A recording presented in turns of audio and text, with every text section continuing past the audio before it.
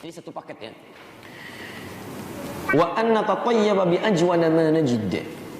Wa an natatayyaba bi ajwada ma najid. Ini khusus untuk laki-laki, ikhwan, menggunakan parfum terbaik yang kita dapati. Parfum. Antum undangan pakai parfum, undangan manusia kan, undangan Allah baunya begitu-gitu aja gitu kan. Baik, memang pakaiannya bagus, tapi bau pabrik. Ini Masya Allah nggak enak. Terus pakai sarung lupa dilepas lagi mereknya gitu kan, Masya Allah. Yang sholat manusia, yang duduk gajah. Masya Allah, gajah duduk. Kan? Bismillah. Jelas ya, paham ya? Jadi kenakan pakaian terbaik, kemudian parfum ya, yang paling nyaman, yang kira-kira aromanya baik, nyaman, dan terhindar dari hal-hal yang diharamkan, semacam terlalu banyak alkohol dan sebagainya kan? Gunakan yang wajar-wajar aja, yang nyaman. Teruskan. Bismillah. Hadis nomor 2. Nah ini yang paling antum nantikan dan dibuat dari sejak sekarang, Masya Allah ya. Sunnah pertamanya kita lihat, makan dulu sebelum berangkat sholat. Sudah begini. Masya Allah, itu yang ditunggu-tunggu kan. Makanya saking pentingnya makanannya, Masya Allah, pamit iktikafnya dari pagi. Tadi ada ibu-ibu yang pamitan, Ustaz kami pamit duluan. Mau kemana ibu? Nyiapin ketupat. Masya Allah, luar biasa ya, untuk nyiapkan amalan sunnah berikutnya. Lihat. Baik teman-teman sekalian, lihat, makan terlebih dahulu sebelum menunaikan sholat. Ada perbedaan antara Idul Adha dengan Idul Fitri, itu beda.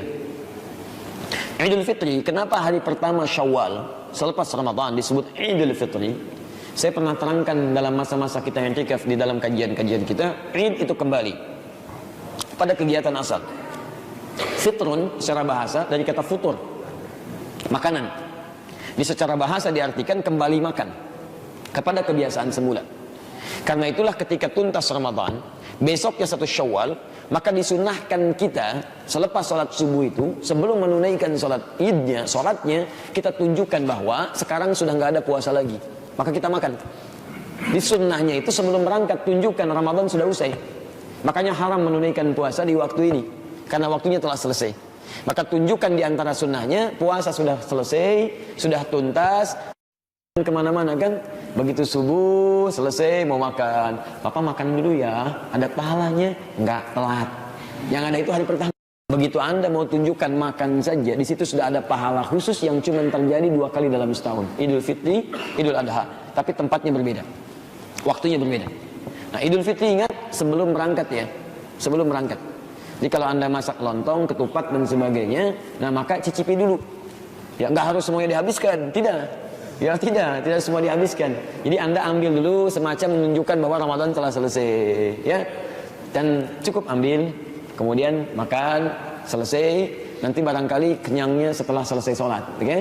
Tapi Anda makan dulu di situ untuk menunjukkan puasa sudah selesai. Jelas ya? Untuk diri Anda aja, nggak usah Anda foto, ceklik, puasa sudah selesai. Jadi bleh, kan nggak ada kerjaan yang kayak gitu. Sudah, paham ya? Baik, jadi Anda makan, kemudian siap-siap berangkat. Nah, karena itu, pelan-pelan nanti saya bacakan hadisnya. Karena itu, mohon maaf, penunaian sholat Idul Fitri ini beda dengan Idul Adha. Kalau Idul Adha, nanti sunnah makannya selepas pulang sholat. Ya, makanya sholatnya ke dalam Idul Adha itu lebih cepat. Jadi begitu matahari lewat 1 tombak di waktu syuruk, sholat dimulai. Ya, kalau sekarang syuruk misalnya jam 6 lewat 5 gitu kan. Nah, 6 lewat 5, 6 lewat 10 mulai sholat Idul Adha. Ya, karena sunnahnya itu dipercepat. Jadi begitu duha masuk, kenapa disebut adha? Duha masuk, dan awal duha masuk, sholat antum. Begitu selesai sholat dengan khutbahnya juga nggak terlampau panjang, masuk pada pertengahan duha, kisaran jam 7, setengah 7 gitu kan. Jam 7 disembelihlah itu hewan itu, disembelih hewan. Jadi begitu selesai antum sholat, antum pulang, antum makan. Dan yang paling sunnah kalau bisa dilakukan itu hewan kurban itu pertama kali yang dimakan. Pertama kali, nanti dalam kajian Idul Adha kita akan bahas lebih dalam. Tapi maksud saya, dalam Idul Adha sunnahnya tahan dulu, tidak makan dulu, kemudian pulang dari sholat baru makan. Idul Fitri tidak, makan dulu baru berangkat. Karena itu sunnah sholat di Idul Fitri, itu sunnah sholatnya agak sedikit mundur. Ya, sedikit mundur. Jadi bukan pas di waktu syuruk, ya agak ke tengah sedikit. Misal setengah 7, gitu kan? 7 kurang seperempat. Nah itu, karena nunggu orang yang mencicipi dulu makanan baru datang ke tempat sholat. Paham ya? Baik. Tapi jangan jadi alasan, ya sunnah Idul Fitri kita kan makan dulu. Ayo semua lontong udah masih dimasak gitu kan. Tiba-tiba sholat mundur dalam waktu yang sudah terlalu panas. Itu tidak diinginkan. Jelas ya? Lontong boleh panas, tapi sholat tidak demikian. Bismillah. Hadisnya dari Buraidah radhiyallahu taala anhu. Hadis riwayat Ahmad di Musnad Ahmad nomor 22984. 22984 Musnad Ahmad. Hadis riwayat Buraidah, bukan Ibu Raidah, Buraidah. Tadi siapa yang ngeriwayatkan? Itu Ibu Raidah, bukan Buraidah. Ini Buraidah.